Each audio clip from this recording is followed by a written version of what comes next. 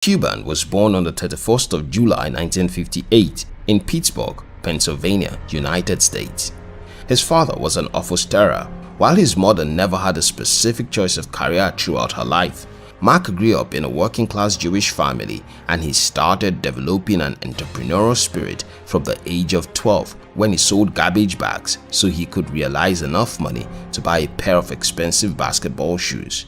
Throughout his teenagehood, Mark was engaged in various types of petty businesses, from selling stamps and coins to becoming a paperboy.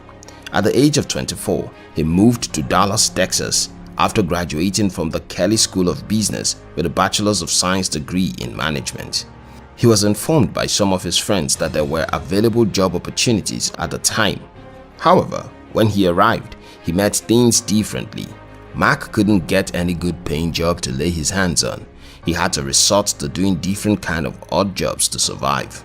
He was later employed as a bartender, but lost the job almost immediately because he could not open a bottle of wine without the cork falling inside the bottle. After leaving the bartending job, Mark luckily got another employment offer to work in a fast food restaurant. However, he wasn't a very good cook. Mark couldn't know when the food was ready except he cut a piece and tested it. This made him so incompetent, impelling his boss to fire him.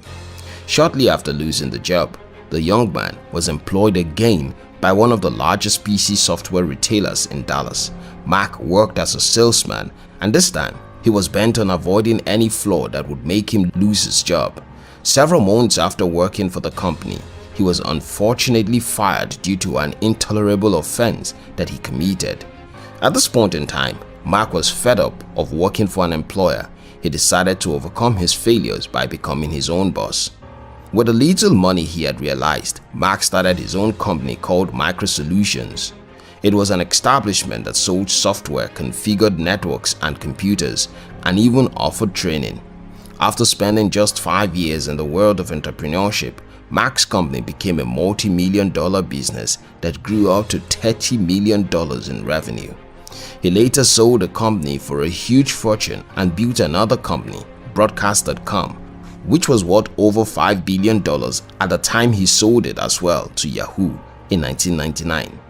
Before the age of 45, Mark was already one of America's richest entrepreneurs and investors.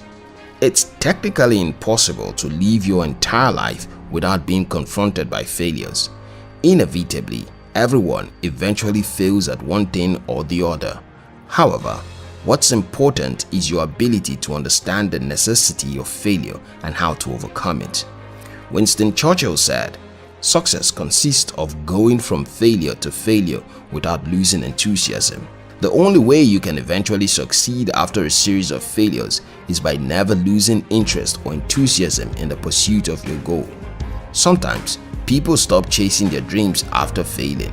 This is because they are not enthusiastic about becoming successful. If they truly have enthusiasm, they will keep on trying until they are no longer able to fail anymore.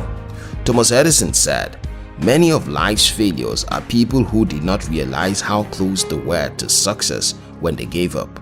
One of the most common reasons for failed careers, businesses, and academic journeys is the decision to give up when success is close by. You never can tell when you would finally succeed, so it's very advisable to continue chasing your dreams regardless of what happens. Truman Capote said, "Failure is the condiment that gives success its flavor." Your success story can never be inspiring without failures in it.